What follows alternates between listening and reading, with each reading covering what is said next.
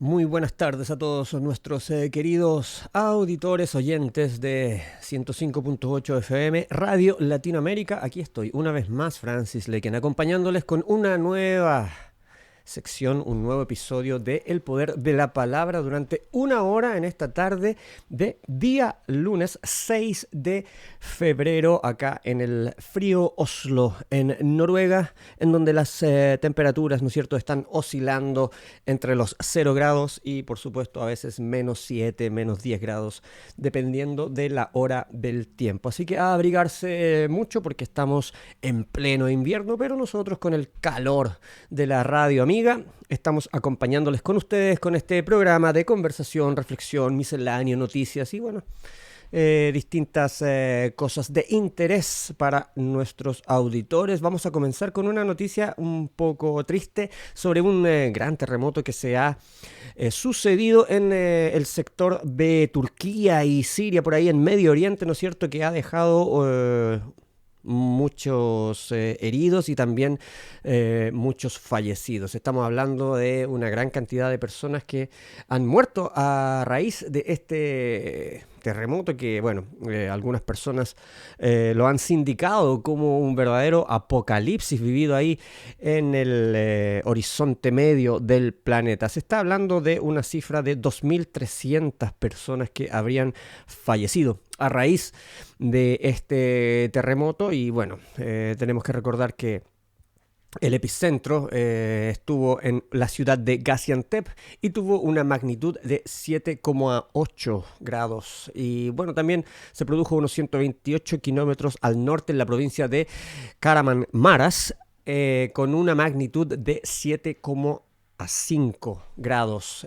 según lo que nos indican algunas fuentes noticiosas. También fue afectado el país de Siria con alrededor de 470 personas que habrían fallecido. Ya la comunidad internacional, por supuesto, está reaccionando frente a este hecho fenomenológico de la naturaleza y está, por supuesto, intentando enviar alguna ayuda comunitaria internacional. Los propios países del Medio Oriente han pedido ayuda a los aliados de la OTAN, que bueno, como ustedes saben, en estos momentos se encuentran enfrascados en su propia guerra que tienen contra el gigante ruso. Así que bueno, vamos a ver cómo se desarrollan estas acciones y desde acá enviamos una palabra de apoyo, por supuesto, para todos los residentes latinos que están viviendo, ¿no es cierto?, en estos países, en Turquía y en Siria, y por supuesto a toda la gente que está sufriendo con este desastre natural que está, digamos, arrasando en tierras turcas y sirias.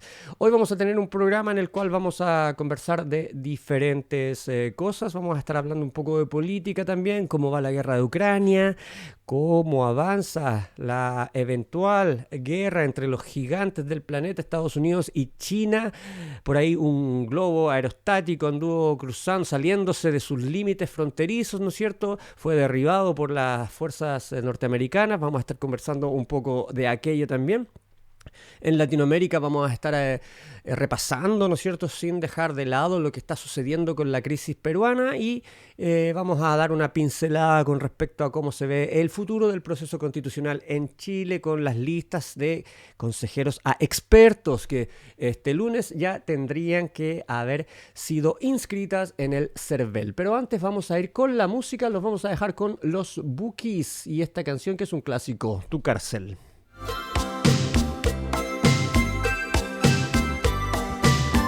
Cárcel comenzando acá en nuestra radio, la nueva emisión de nuestro programa. Ahora vamos a continuar con algunas noticias internacionales antes de irnos a Latinoamérica, por supuesto, ya que gran ruido ha causado el derribo de este globo aerostático chino que se habría desviado de sus límites hace tan solo unos días atrás con respecto a un vuelo que según las autoridades chinas no en realidad no generaba ningún impacto de vigilancia, ni ellos trataron de explicar la deriva de este globo aerostático, diciendo que no suponía ningún flagelo para la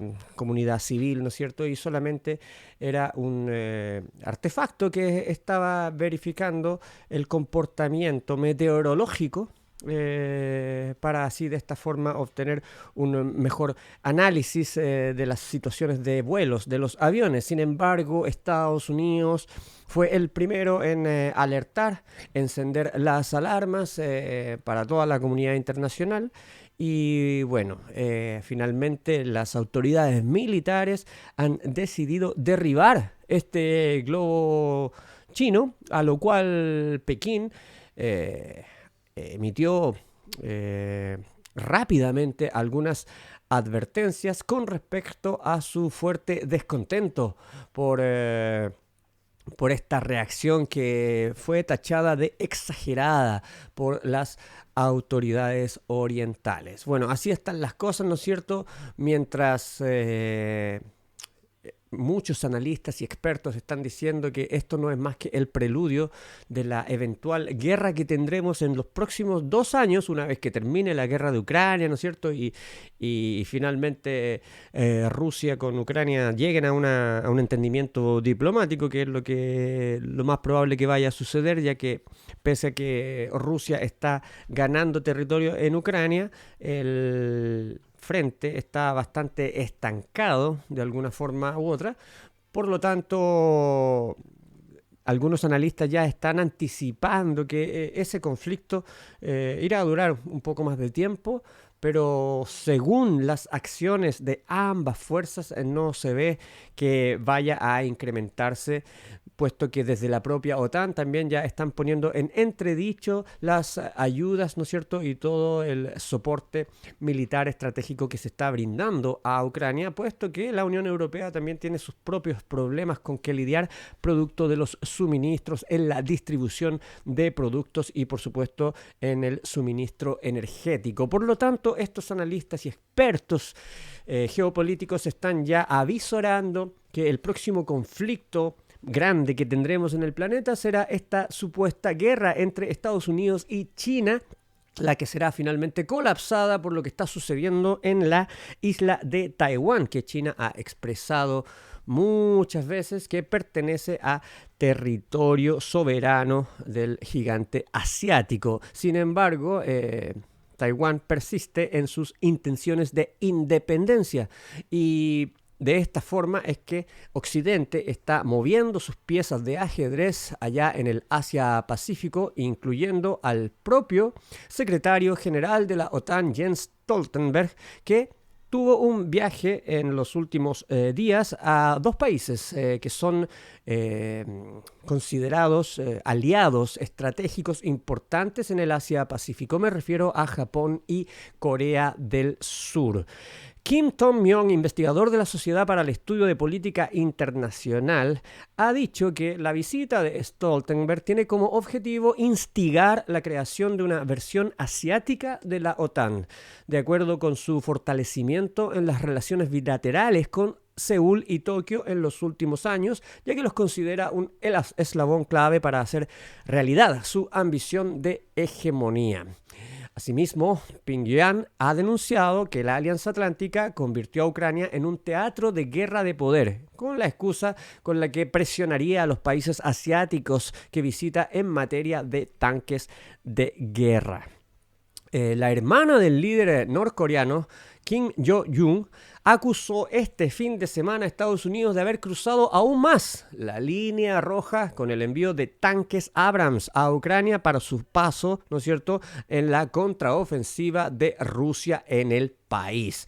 Así están las cosas, ¿no es cierto? Entonces, en el ajedrez geopolítico del orbe del planeta, las cosas al parecer no van a encontrar una salida diplomática en el corto, quizás tampoco en el mediano plazo. caso, mientras las muertes, las bajas, los fallecidos se están dando en el frente en Ucrania, en las regiones sobre todo anexadas por Rusia, ya también se están moviendo las piezas en este gran tablero de ajedrez en Asia-Pacífico, y la OTAN está de alguna forma generando una especie de preludio para lo que puede ser un catastrófico eventual nuevo conflicto que tendremos que abordar los países del planeta Tierra. Nosotros vamos a continuar con la música. Ahora los vamos a dejar con algo en inglés. ¿Está bien? Sí, puede ser. Ahí está.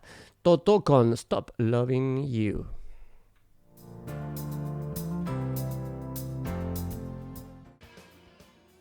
Seguimos acompañándoles con la mejor música, por supuesto, y también con algunas noticias de interés, de actualidad. Bueno, repasemos cómo está el frente militar entonces en Ucrania y este conflicto con la potencia rusa. La verdad es que pese a que todo el mundo está diciendo que el frente está bastante stand-by, ¿no es cierto?, puesto que los progresos de alguno de estos bandos son realmente pequeños, habría que decir que ya bajo los últimos meses, ¿no es cierto?, desde a partir de mediados de diciembre en adelante, quizás un poco más incluso, es Rusia quien ha tomado la iniciativa con respecto a los ataques, y es por esta razón que han logrado controlar algunos sectores, ¿no es cierto?, algunos pueblos que son pequeños, pero que demuestran la insistencia, sobre todo en la iniciativa del grupo Wagner. Recordemos, este comando de mercenarios es una empresa privada que está al servicio de las autoridades rusas. Y este comando es quien ha liderado significativamente estos avances que Rusia ha podido hacer en zonas como Ugledar, también en Kremina.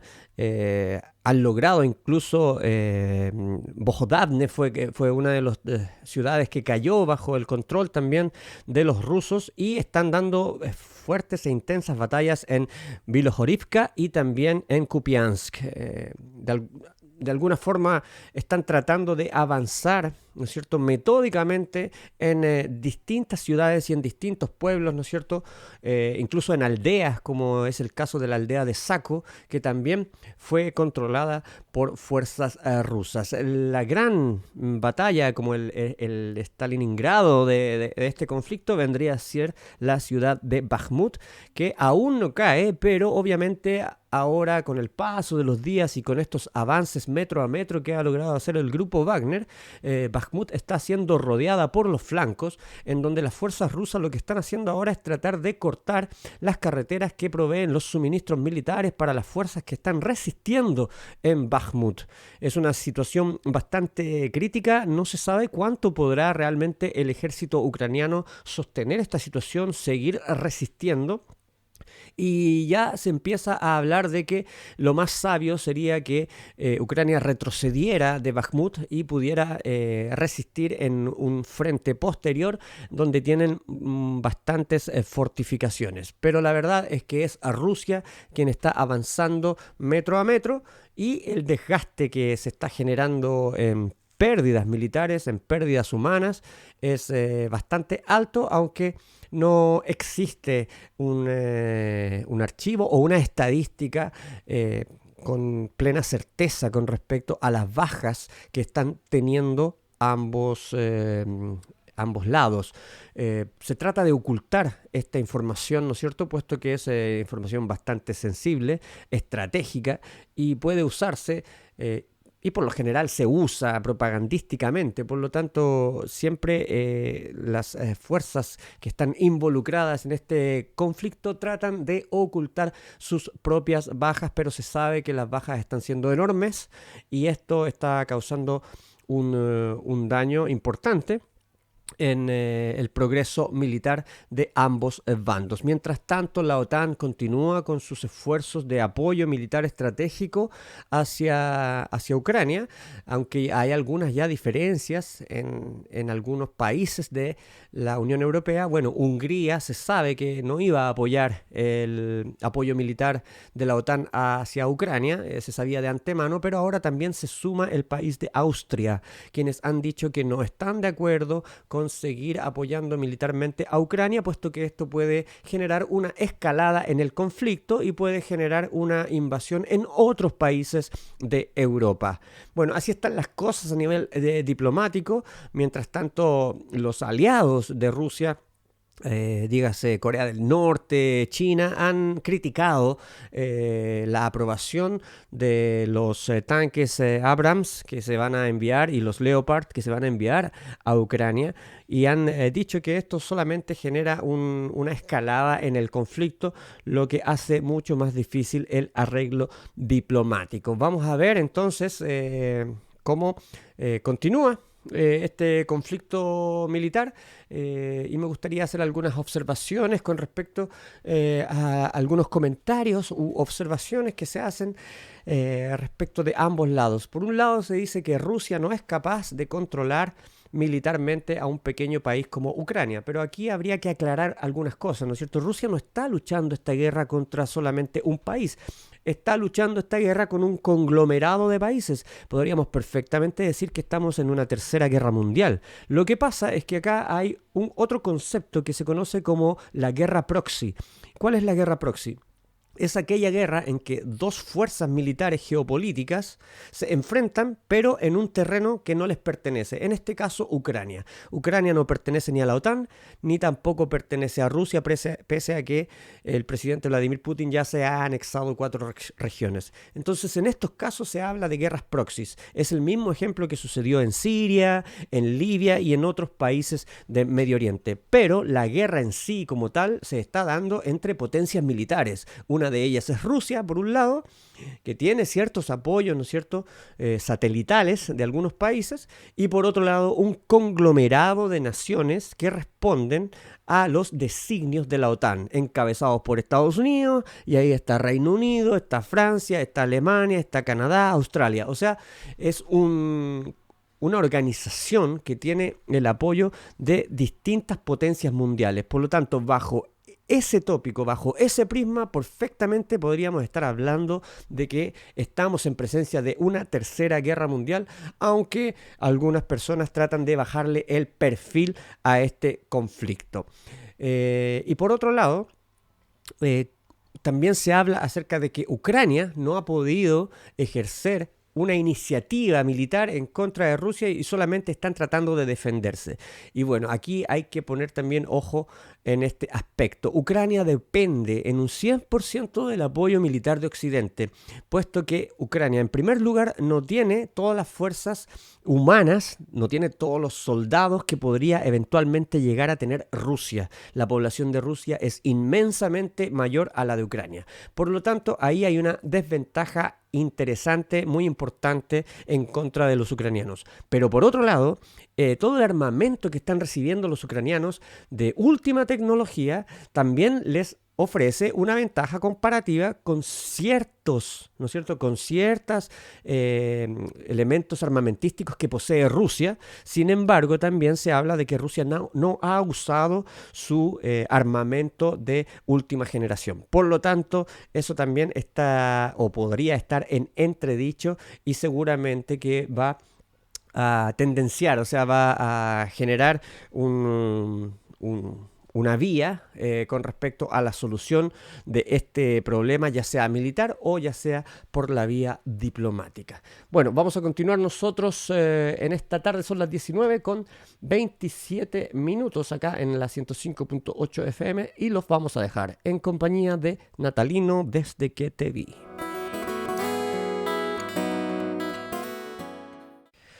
Continuamos acompañándoles en Radio Latinoamérica, también a través de nuestra señal DAB y por supuesto por www.radiolatinoamerica.no, nuestra versión online. Bueno, se han entregado los premios Grammy 2023 y la artista que ha arrasado con estos premios ha sido Beyoncé, la gran triunfadora, en el que los principales premios quedaron en todo caso bastante repartidos. Bueno, Bad Bunny se quedó sin poder marcar un hito al no ganar el premio al mejor álbum por Un Verano Sin Ti, la primera canción en español nominada en la categoría. Ese reconocimiento en particular fue entregado a Harry Styles por Harry's House, mientras la grabación del año fue About Damn Time de Lizzo. Bueno, Lizzo es que va a estar acá en Oslo presentándose en vivo en estos días. Bueno, fueron bastantes los premios y algunos de los ganadores que me merece, digamos, alguna cierta alusión. Sería, como ya lo dijimos, el álbum del año para Harry Styles con Harry's House, la grabación del año con About Damn Time de Lizzo, la canción del año se la llevó Bonnie Wright con Just Like That y el artista revelación fue Samara Joy. Por otro lado tenemos la mejor actuación pop en solitario con Adele y la canción Easy on Me. El mejor álbum rap estuvo ahí para Kendrick Lamar con Mr. Morale and the Big Steppers. También hubieron algunos otros premios, por ejemplo Rosalía como mejor álbum rock urbano o alternativo latino. El nombre del álbum es Motomami. Atención ahí con el mundo del rock porque el mejor álbum se lo lleva el dinosaurio, el King, el rey del metal, Ozzy Osbourne con Patient Number 9. Y en términos de rock, la mejor actuación rock se la lleva Brandi Carlile con Broken Horses. A ver, ¿qué otro a destacar en estos premios? El mejor álbum country se lo lleva el veterano Willie Nelson con A Beautiful Time. Se lo merecía en todo caso, ¿no es cierto? Hacía bastante tiempo. Y en el tema folk, el mejor álbum folk fue para Madison Cunningham con el disco Revealer. Hay algunos otros premios también que quizás podríamos destacar. Podría ser en el sector de video musical. Ahí está All Too Well, The Short Film Taylor Swift. La directora de este video fue Saul Germain. Y también tenemos por acá el mejor álbum de canción gospel. Fue elegido One Deluxe con Maverick City Music and Kirk Franklin. Hay otros premios, ¿no es cierto?, como en el sector audiovisual. Mejor banda sonora para medios visuales, Germain Franco con Encanto. ¿Qué otro premio digno de mencionar por acá? Tenemos el mejor álbum histórico, Yankee Hotel Foxtrot. Es una edición de superlujo del 20 aniversario de Bob Marley. Y en mejor álbum de poesía hablada, The Poet Who Sat by the Door de G. Ivy. Bueno, recordemos que el récord de Beyoncé fue una muestra del poderío de la música negra, más lo fue la actuación para celebrar los 50 años del hip hop. El hip hop que está ampliamente aceptado, ¿no es cierto?, en todo el orbe y que nació en una fiesta ofrecida por DJ Kool Herc y su hermana Cindy en el Bronx neoyorquino en el agosto del 1973. Y para rememorarlo en esta edición de los Grammys, subieron al escenario algunos de los titanes del género, desde pioneros como Grandmaster Flash a nuevos talentos como Lil Uzi Vert, pasando por grandes como Queen Latifah en una explosiva actuación en cadena. También hubo algunas otras actuaciones notables como la de Harry Styles o la de Lizzo. En la controversia preguntó a los presentes Madonna nada más agarrar el micrófono. Gracias los rebeldes que recibieron los golpes y nos hicieron el camino más fácil al resto. Que sepan que los vemos, los escuchamos y sobre todo los apreciamos, remató e invitó a Sam Smith y Kim Petras a interpretar en el escenario Unholy. Minutos antes habían ganado el galardón a la mejor actuación de dúo o grupo pop y con ello Petras hizo historia como la primera artista transgénero en recibir un Grammy. Así que bueno, así están las cosas con el mundo de la música, las tendencias, ¿no es cierto? Y quiénes son los galardonados. Nosotros vamos a continuar con la música y los vamos a dejar con LP, When We're High. Comenzamos con Ecuador. Un referendo se ha suscitado en este país, un, digámoslo, inusual referendo, una especie de consulta para enmendar la Constitución, donde más de 13 millones de ecuatorianos estaban llamados a acudir este domingo 5 de febrero a las urnas. Bueno, tuvieron que usar hasta 7 papeletas en algunas zonas urbanas y ahí, bueno, estuvieron eligiendo algunas autoridades seccionales, entre ellas 23 prefectos provinciales, 221 alcaldes y más de 1 millar de concejales y vocales en todo el país. Este referendo, que es bastante importante para el Ecuador, de alguna forma también ha sido sindicado por algunos críticos como una forma del gobierno de Lasso para poder detener, ¿no es cierto?, la tendencia a la baja en su aprobación presidencial, que bordea el 30% más o menos de aprobación ciudadana. Bueno, viendo a esta consulta, las 8 preguntas del referendo se dividieron en 3 grupos con las funciones de promoción de la seguridad, fortalecimiento de la democracia y protección del medio ambiente. Según una encuesta publicada el 6 de enero, el 28,1% estaría votando por el sí, ¿no es cierto?, a estas preguntas, un 5,4% estaría votando no, y mientras que el 62% estarían dando respuestas mixtas.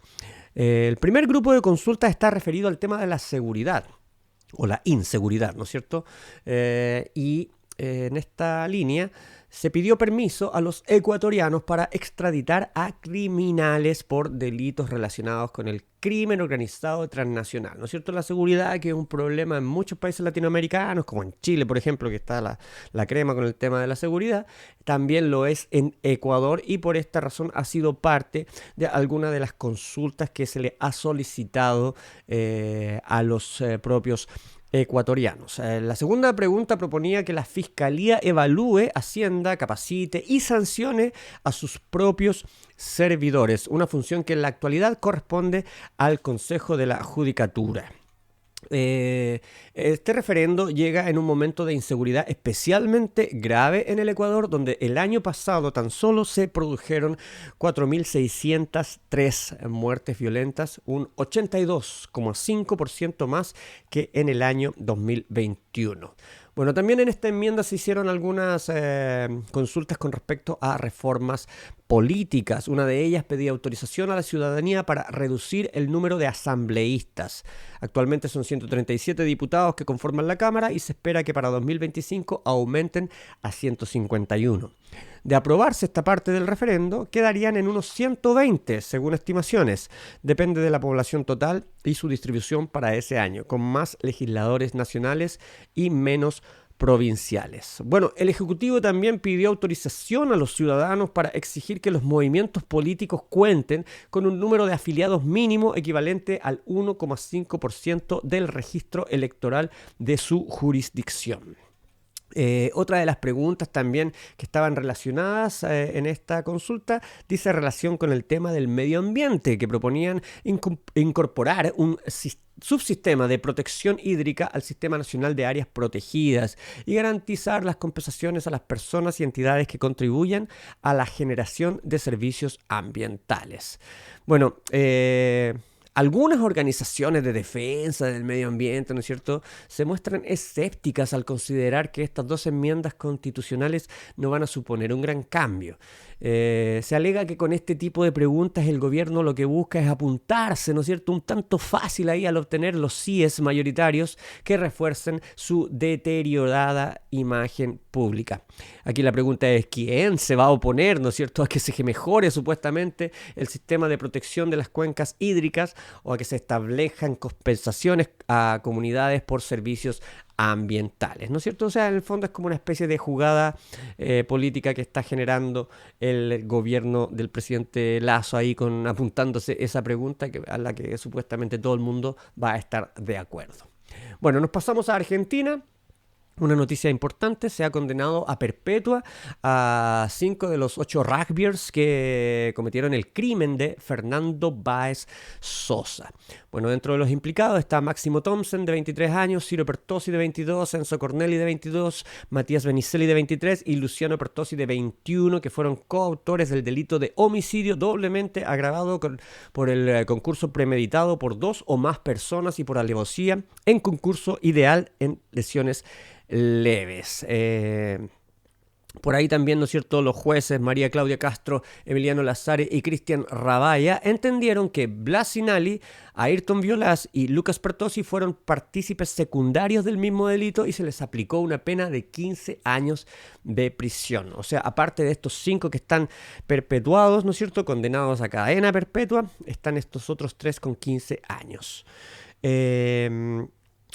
Hay una situación que me gustaría también observar acá. 6 minutos después se escuchó, de haber escuchado esta pena máxima para los 5 acusados y las otras 3 condenas para los partícipes secundarios, uno de los condenados, en este caso Máximo Thompson, se descompensó en plena audiencia, lo que obligó al tribunal a interrumpir la lectura durante 5 minutos y desalojar la sala de audiencias. O sea, el impacto para él tiene que haber sido bastante gigante, ¿no es cierto? Se descompensó esta persona que fue condenada a cadena perpetua. Apenas finalizada la audiencia, los rugbyers fueron trasladados nuevamente a la unidad penal 6 de Dolores a la espera que se resuelva si son nuevamente alojados en la cárcel de La Plata. Bueno, es una situación bastante triste, ¿no es cierto?, que todos los argentinos estuvieron pendientes por bastante tiempo, pero finalmente la justicia ha llegado a su veredicto. Vamos a dejar las últimas noticias con respecto a Perú y Chile para el último bloque. Mientras tanto, nosotros vamos a seguir con la música y los vamos a dejar en la compañía de Los Abuelos de la Nada con 1000 horas.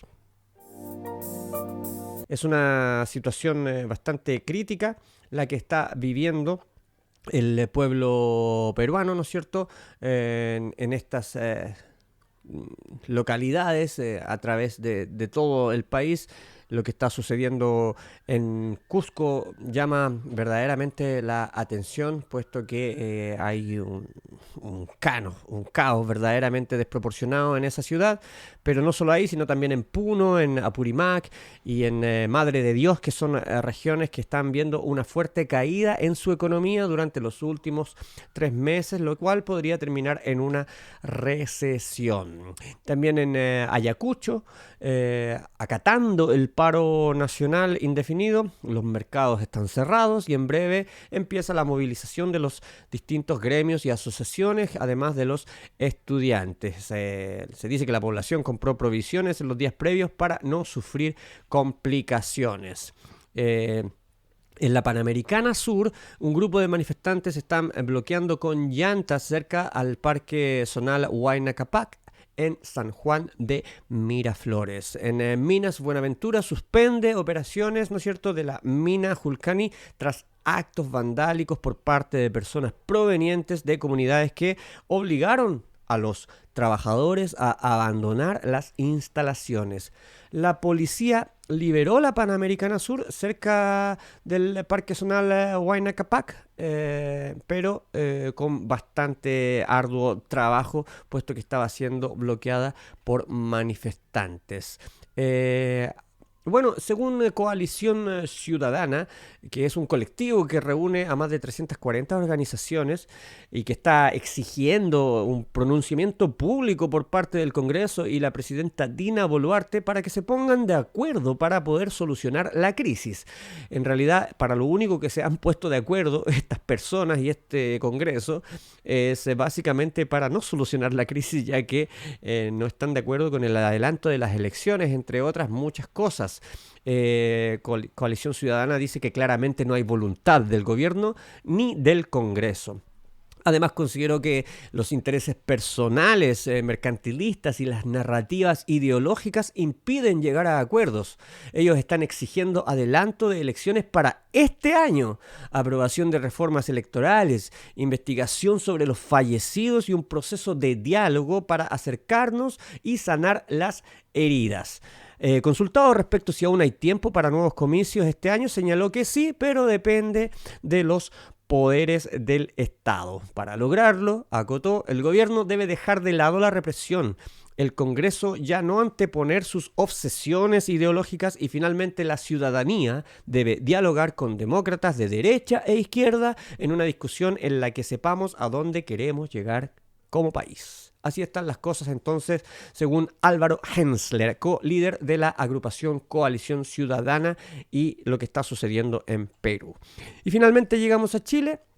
Bueno, ya se han empezado a inscribir las listas para los consejeros, los expertos, ¿no es cierto?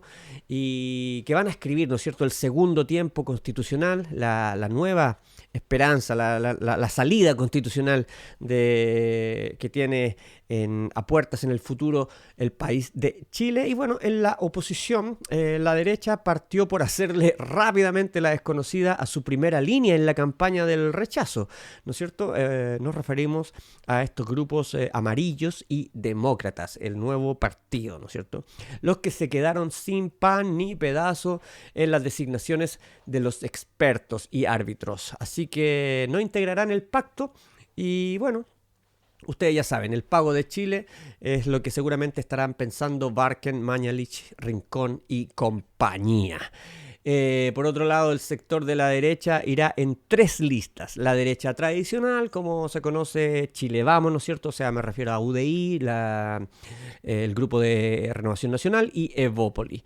La derecha extrema, ¿no es cierto?, estará representada por el Partido Republicano y la derecha populista de Parisi, que ha viajado a Chile. Se ha presentado finalmente no a pagar la pensión alimenticia, sino a recomponer el partido de la gente, que se estaba fraccionando bastante, ¿no es cierto?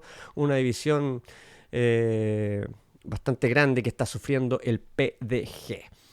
Bueno, la autollamada centroizquierda por el rechazo, o sea, mejor dicho, la neoderecha chilena, al parecer no tendría consejeros como tampoco expertos, dadas las dificultades que han tenido principalmente el grupo demócratas para poder constituirse en partido. Y es probable que pasen a tener un rol irrelevante, por lo menos en esta instancia de la política chilena. Por otro lado, en el oficialismo definitivamente se presentarán 2 listas. Pese a los grandes intentos del sector con Guido Girardi y con el PPD ahí en compañía para poder lograr que pudieran ir en solamente una lista unificada, pero no fue posible. Apruebo Dignidad más el Partido Socialista estarían en una lista, y por otro lado el PPD junto a sectores progresistas de la DC y el Partido Radical estarían en otra lista, en lo que en el PPD acusan como un pacto por omisión, ¿no es cierto? Bueno, hay que recordar también que la gente de Apruebo Dignidad, el Partido Comunista, Frente Amplio y toda esta gente, ¿no es cierto?, dejó en el CERVEL parados a todos los del PPD y al Partido Radical, ¿no es cierto? Los dejó ahí con la posibilidad de ir en una lista al plebiscito anterior, y bueno, ahora le están cobrando.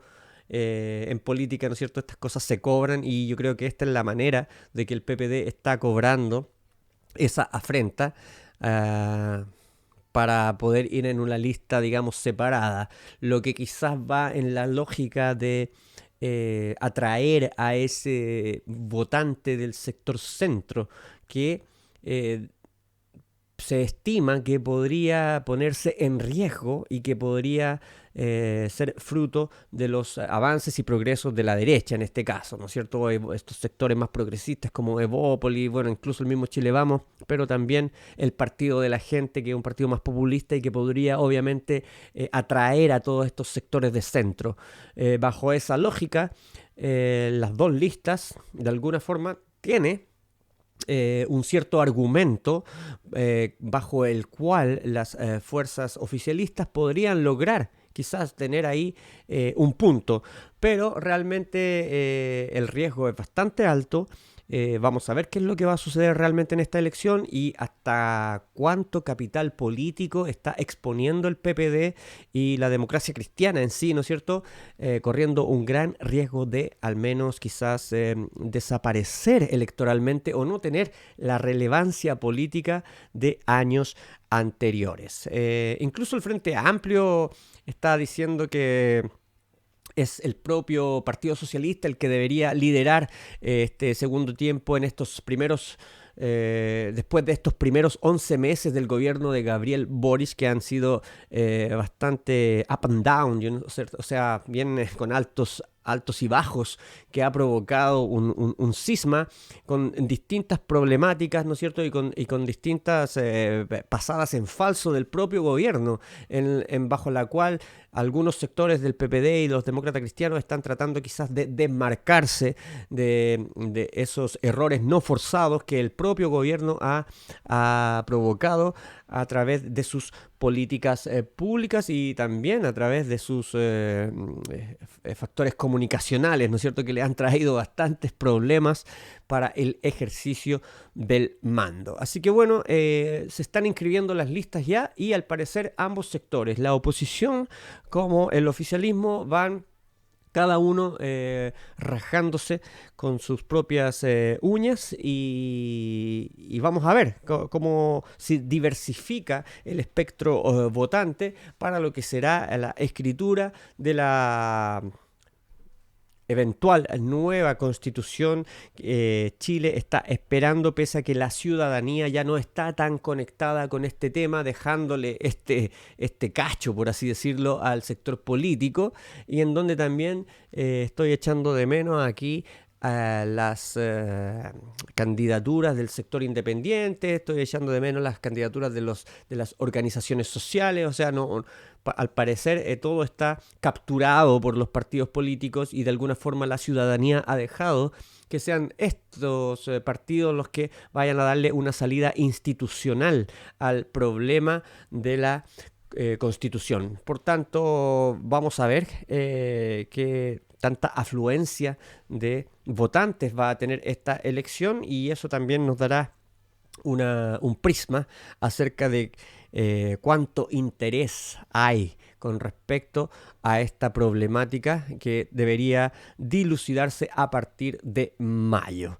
De esta manera entonces comenzamos a despedirnos, ya son las 8:02 acá en El Poder de la Palabra. Hemos estado acompañándoles como cada día lunes y esperamos que tengan una buena semana para todos ustedes, los que están acá en Oslo y en Noruega, abrigarse harto porque está haciendo bastante frío, y para todos los que nos escuchan fuera de nuestro país, que tengan una excelente semana. Me despido y nos vemos el próximo lunes a las 7 de la tarde, pero antes los voy a dejar con Ten Sharp y You.